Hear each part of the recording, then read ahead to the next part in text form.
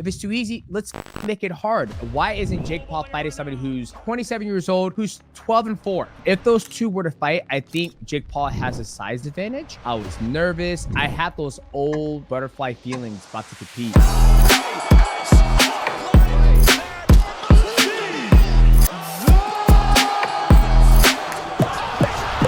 Welcome, Misfits Boxing fans. I'm your host, Ben the Bane Davis. And as always, I'm joined by my co-host, BL.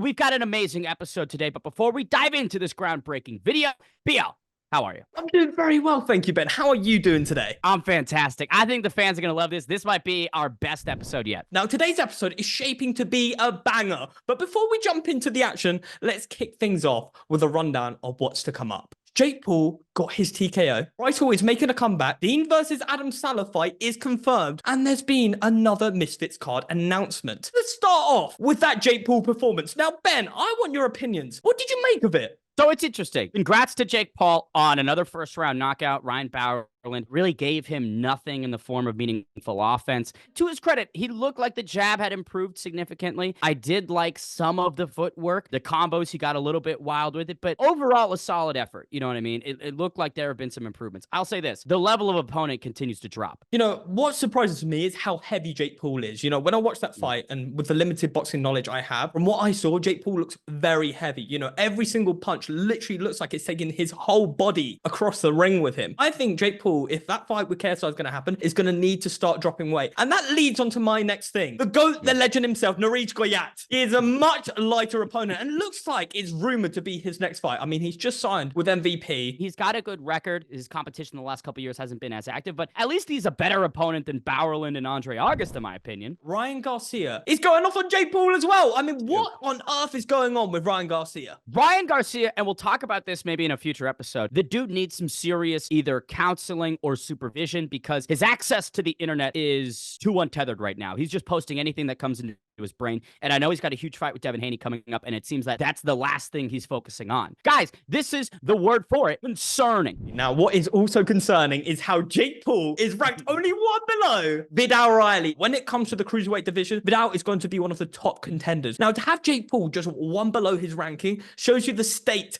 that boxing is in right now. I feel there's this inflated push in the rankings for Jake Paul because I would say the caliber of Paul's past opponents do not stack up to Vidal's at all in any meaningful way, shape, or form. So the fact that they're right behind each other is bananas. If Jake Paul really wants to be a champion, he can get a belt if he was to fight Vidal Riley. Now, we know Tommy Fury doesn't want that fight, but if Jake Paul wants to show that he has a pair of cojones, he'll go in there with the likes of Vidal Riley. Now, shifting gears back into the Misfits boxing world, there's been some exciting news around the corner. Taylor Holder has dropped a bombshell. He said that he'll be stepping in the ring in May in Dallas, Texas on a Misfits card. And it sounds like Bryce Hall will be joining him on this card. Now, what do you make of this, Ben? Is this another Misfits card we're going to be treated with? Yeah, I think it's great. I think another US-based Misfits event is fantastic. Obviously, as an American, I want to see as many United States shows as possible. Bryce Hall being on it is interesting because he's got the Knuckle Mania coming up, and that would be an interesting turnaround. So we'll have to see if he comes out of the bare knuckle unscathed, then yes, a Misfits return would be warranted. So Dean versus Adam Salah is happening on an Aiden Ross live stream. Is this where things go wrong, or could there be a chance for them to do things properly this time? There's no way that Mam says, oh yeah, my Misfits champion, who I'm currently running an interim lightweight tournament for, you can go off and fight on kick. For sure, there's no problem with that. Imagine if he loses as well. It ruins the whole tournament. Oh so I just don't understand. We'll say, on the topic of lightweights, Baby Hulk won his mixed martial arts fight the other day and sent a message to Joey Knight. What an absurd training camp that Baby Hulk is having. I mean, that could have really gone wrong. Imagine if he lost his fight, just as we said with Dean the Great. It could have ruined the whole thing, but he did it. He stepped in and he got his win. It sets a standard to say, Joey Knight, I'm ready for you and I'm ready to take you on. I don't think there has ever been a Misfits fighter who, ahead of his debut, competed in a completely different fight in a whole other discipline several weeks ahead of the match. I mean, we are 20 days out. That's a badass. That means I'm more excited for that bout. With Tala confirming and KSI back in training in shoot fighters, it seems like KSI is preparing for a fight soon this year. Who do you think is the logical opponent going forwards? Jake Paul. It just makes too much sense. The recent events make Wayne Rooney an option as well. I think that that's interesting. Slim, always in my opinion, is the most deserving guy to get that next crack at it, but India's most promising boxer in 2008, Norij Goyat, clearly the front runner. Well, I'm going to say the front runner is actually Jake Paul because it's been announced that on Monday he's making a big announcement of his big next fight in London. Now, who on earth else would he fight in London apart from KSI? I have no clue. If there's anyone whose opinion holds weight in the combat world, it is undoubtedly the legendary Demetrius Johnson, the consensus greatest mixed martial artist of all time. Please welcome him in. It's Mighty Mouse. Ladies and gentlemen, it is such an honor and a pleasure to welcome the consensus greatest mixed martial artist of all time inside the Misfits booth. It's Demetrius Johnson. Mighty Mouse, how are we? I'm good, man. Thanks for having me. A true pleasure to have you on. Let's kick it off. Now, last night you detailed your thoughts on Jake Paul's performance, but after sleeping on it, what did you make of that first round KO? It's hard. It's a lot to digest because I'm a purist in mixed martial arts. And as I sit here and I go through all the comments on the YouTube channel, I see everybody saying, well, Floyd Mayweather did it, Canelo's done it, Terrence Crawford done it, yada, yada, yada. I feel it's a stigma in boxing that I find so bizarre. In mixed martial arts, I had probably 10 to 12 amateur fights ranging from boxing, kickboxing, Muay Thai, probably 4 jiu-jitsu tournaments, and then probably 10 MMA fights. And then I went pro. I was fighting guys that are actually good, hungry, same age as me. And then when I got my first big shot at the big stage, I fought Brad Pickett as 3-0 as professional. And he had I don't know how many professional fights. So for me, it's just something different that I'm seeing that it's just why isn't Jake Paul fighting anybody good? And then as I just got done the sauna and ice barrel, I'm sitting there, I was like, you know what the problem is? I feel like he's gone back in competition level. He fought Anderson Silva, he fought Nate Diaz, he fought Tyron Woodley, and then he fought Tommy Fury. He lost that one. Then he fought Andre August, and then he fought Ryan the Rhino. So I felt like he's gone back in competition level. But hey, I'm happy for him. He did a good job. He looked good. And yeah. And talking about that next step potentially, who would you like to see? You said it's likely going to be the Indian boxer who showed up to his gym. I got to mention, that's none other than India's most promising boxer in 2008, Naresh Goyat, who competes about 50 pounds lower. We're big Naresh Goyat fans, man. We're big fans. But who would you like to see him fight next? You know what? I'm not that versed in the boxing space. I think it's a question for Eddie Hearn. Ask him, and I think he'll be able to give us someone who's legit that he should be fighting to work his way up the ranks. Yeah, maybe it is Niraj. Maybe it is. I think it is because I think he's planting those seeds. Like I said the other day, I am all for people bettering themselves and always trying to win and compete. I don't want to see Jake Paul lose. I want to see him win as many fights as possible. And I want to see him become the best boxer that he can become. But I think when he beats somebody who's, 35 years old, he's up in there, he's showboating, goes too easy. I'm like, okay, if it's too easy, let's fucking make it hard. I don't want to play a game that's easy. I want to play a game that's hard. What do you make of his pivot away from the Silvers, the Nate Diaz's? What do you make of this pivot going to these professional boxers? I like to know Andre August. I believe he was working, and I'm only getting this information off the internet. Okay, I don't know Andre August. I don't know Ryan the Rhino personally, but last time I checked, Rhino, he was working. He left boxing to go work in oil field. Are we correct? Can we all agree on that? That is correct. Pipelines and Uber driving.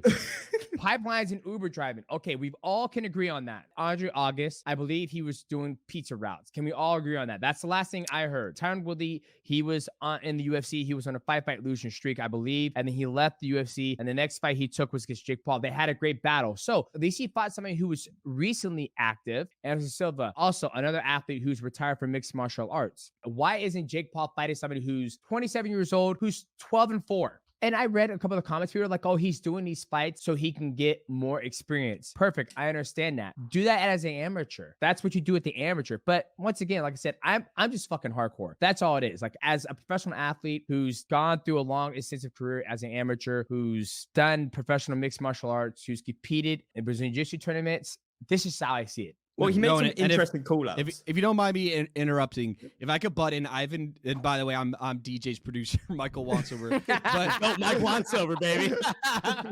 I have an interesting backstory, though. So this Ryan Borland fight's announced, right? So the first thing DJ and I do, naturally, who is this guy? We want to break down his video, see if there's anything interesting that DJ could, is this guy legitimate? So we go and we try to find his video. I actually reach out to Wade, mutual friend of us, and I reach out to Wade and I'm like, do you see any video out there of Ryan Borland that we can use and we can do a breakdown of? And he's like, dude, I cannot find anything. So I actually reach out to MVP trying to see if they could give me anything. And they're even like, nope, no luck. And it's like, why is Jake Paul fighting this guy if it is 2024 and you cannot find even a grainy. It could have been some shitty video that some guy took on his iPhone that was 5 minutes long, and maybe DJ could have got something from it. There was nothing out there on this guy. Give us a boxer who at least has fought the last 2 years consistently. A year. Give me somebody who's active, who has the same goals as Jake Paul. In mixed martial arts, we're all trying to become a world champion. Is that what Ryan's trying to do right now? Was Ryan's goal to be a world champion in boxing? I'm going to go on a limb and say, no, it's not. Given your expertise, I want your breakdown. KSI versus Jake Paul, rumored for this year. Who wins that fight? So I like KSI. I think he's very good about how he approaches the fight. I think he is one of the athletes who kind of understands rhythm and cadence. I saw KSI and IShowSpeed spar, and he was doing a good job of trying to find the angles and hit the body and do some uppercuts and whatnot. If those two were to fight, I think Jake Paul has a size advantage. So I think at the end of the day, it has to be not an 8-round. It's got to be a 12-round fight. Like these guys, 8 rounds, it's like, I don't know. Like I said, I'm different. I feel like 12-round fight just to see like what's going to happen, because KSI has a type of style where he blitzes in and out, where I think that's going to be a downfall for him, because you got to wear on Jake Paul. But I'm sure if they do fight, you bet your sweet ass I'll be covering it. And also, you guys got to do us a favor. Reach out to KSI. Let us use some of his past fights and break them down, because YouTube's Are you guys giving getting us struck? Yeah. Taylor. The Misfits mandatory question. DJ, Mike Wansover. Have you guys tried Prime before? What do you think of it? Have I tried Prime before? My kids, they don't stop talking about it. Like, Dad, I need Prime. I need Prime. You need water, son. That's what you need. You need to drink water. I tried a little bit of it, and it's delicious. I was going to say the only time I've had Prime is they have it all over the UFC PI. So if you ever go there and you just like open one of their million fridges, they'll have a bunch of those. So I'm like, why not? Fuck it. I'll just have that instead of water. And I mean, it's solid. If Prime ever needs another sponsor, you know. There we go. Slide it all away. I'm curious. I want your opinions. Obviously, you come from the traditional world of combat sports. What are your thoughts on this crossover boxing event sort of going on now with Misfits Boxing, with the Jake Pauls? What do you make of this whole space? Honestly, I think it's great. It's very entertaining. I think it gives people another form of entertainment to watch, and I don't see anything wrong with it, right? I think a lot of people, when I give my honest opinion about it, everybody looks at it as me dogging these guys. I think KSI is great at what he does. He has a very good style where he's in and out. He darts. Jake Paul, he's trying to learn. Even Logan Paul, when he was doing it, when he fought Floyd Mayweather, I mean, Salt Poppy, you got Slim. I mean, you have so many guys who've started this stuff, and it's actually entertaining. Well, I do need to ask, is it something you'd be interested in doing, possibly jumping in that Misfits Boxing ring? No, because I kick and punch and I throw and I grapple. Well, that transitions into my next question. We do actually have something called Misfits MMA coming up. So is that something we could actually slide you into? No. I'm on a contract. For me, like I said, I'm always a big fan of people always trying to better themselves, and other organizations trying to give athletes an opportunity to test their passion and do it on a big platform. But for me to, I fought at the highest highs of North America and Asia. I think for me to jump on, a misfit would have to be, it just wouldn't be right. What if it was Floyd Mayweather Misfits MMA DJ? You never know. Oh, yeah. Well, know. that's different. That's Floyd Mayweather. Like, absolutely, I would do that, because that's a big name and it's a great opportunity. Like, if I got the opportunity to like even box Floyd Mayweather, like I would probably take 6 months and just work boxing. Like, I wouldn't take it right now. I'm like, I need a year, because when I go in and step in there, I want to be fucking perfect. Like, yeah. DJ, you mentioned Slim, the Salt Poppies. Who has impressed you the most in this crossover boxing space? I think Slim and Salt Poppy, to be honest with you. Salt Poppy, the body transformation that he went through to get to where he was when he fought Slim, absolutely amazing. Talk about the dedication, the discipline. When they fought, it was an absolute banger. I enjoyed it. I would say probably Salt Poppy. I want to transition further to you, because obviously you revealed last night some breaking news, signing up to compete later this month at Pan Am's IBJJF Championships, the brown belt division. What are you expecting? I don't know, to be honest with you. I've been in the gym working on my jiu-jitsu, been working on my judo, and you never know, because when you go to these tournaments, you can't scout somebody's skill set. You can't look up I don't look up their stuff or what they're going to do. From my experience in IBJJF competing in the gi is that you have so many matches that are 6 minutes long that you have to figure out what that person's trying to do, what's their game, while trying to oppose your game.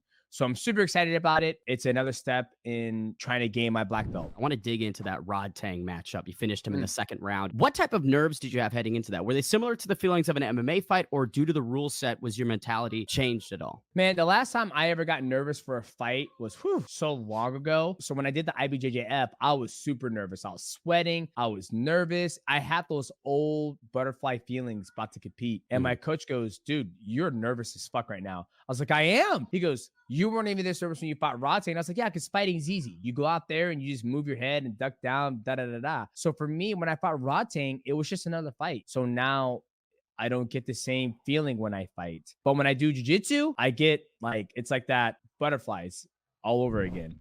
UFC 299 is obviously coming up. I'm just curious. O'Malley versus Chito Vera. How do you see it going? Yeah, Sugar Sean O'Malley taking on Chito Vera. It's going to be an exciting fight. Obviously we'll be dropping our final predictions on the YouTube channel, so make sure you guys go check that out. It's going to be an exciting fight, man. I can't wait to watch it. We're going to do something called blind rankings. I'm going to give you 5 names, and I need you to rank them to the name I give you, if that makes sense. You don't know who's coming next, so I might give you a stinker name, and you put them at first if you rank this wrong. So I'm going to give you some names, and you go from there. So the first name I'm going to give you, Salt Pappy. I'm going to give him first. Second name, Tommy Fury. I'll give him 4th. KSI, third name. I'll probably give him 2nd. Fourth name, Jake Paul. I'll give him 3rd. And the last name, Deji. Oh, I haven't seen him fight, so I have to give him 5. You know what? It was not a bad. Not a bad ranking. Not a bad list at all. Big ups to Salt Poppy, dude. Yeah, like I said, when I watched Sal Poppy, I was like, okay, he knows what he's doing. Tommy Fury, I think for the long line of family he's come from, you can tell that he hasn't had a long amateur career. You can tell he wasn't like as passionate about boxing as his older brother was or his family was. That could be, I just don't see the pop, pop, pop, pop, pop, pop. Like, I don't see that range and that distance, like, actually drawn in the opponent. It just seems like it skipped that child. And then that's what I see. I haven't seen KSI's brother fight, Jake Paul. I think he's right where he needs, and I think KSI, he's pretty good too. So I feel comfortable with that ranking. All right, last section here, some quick fire questions, easy ones. DJ, go-to video game after a hard day of training. Street Fighter 6. Who's been the hardest opponent that you've faced? Probably Dominic Cruz. Favorite location you've competed in? Vegas. Tyson Fury or Usyk? You know what? I'm gonna go with Usyk. I think Usyk moves way better than Tyson Fury does, and he's fought some very, very, very good opponents. Not saying Tyson Fury has it, but Usyk moves like a Lomachenko, so it's gonna be a very, very good fight. How would you describe Demetrius Johnson in one sentence? Humbled. If you could have any dream fight against any opponent, past or present, who would you select? I'll probably select GSP. I think GSP, he was very athletic, very good at what he did, and loved how he navigated his career. What's your personal favorite moment of your career? Honestly, probably going home to my family. Like, yeah. I never forget winning. I'm like, all right, guys, I gotta go home. I gotta go take care of the wife. I got pressure wash the fence. Like, for me, fighting was always a job. So it was always going home to the family. What inspires you to get into combat sports when you were younger? For me, it was almost an evolution of my passion of just learning how to fight. Like, when I jumped into mixed martial arts, I didn't care about being a world champion. It wasn't even an option because the lowest weight class was 155. So for me, that wasn't an option. So for me, it was just learning how to fight, and then it just took me down that road. And lastly, what would you say to a 10-year-old Demetrius Johnson right now? Dog, buy that motherfucking Apple stock the first chance you get.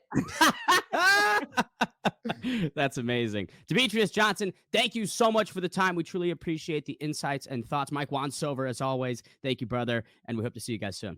Having mixed martial arts legend Mighty Mouse on Misfits News was an absolute pleasure. BL, what were your thoughts on what he had to say? He said that Jake Paul could beat KSI purely because of that size advantage. Now, what do you make of this bet? Do you agree with what Mighty Mouse had to say about that? I liked his analysis. I like his thoughts towards it. And he gave KSI tons of props, but the size is a serious factor, and nobody knows that better than Mighty Mouse, who has in recent years been competing against significantly larger foes. So I love it. We look forward to seeing it. But he did mention Floyd Mayweather. If the price is right, we get Mighty Mouse versus Mighty Mayweather. I wouldn't hate it.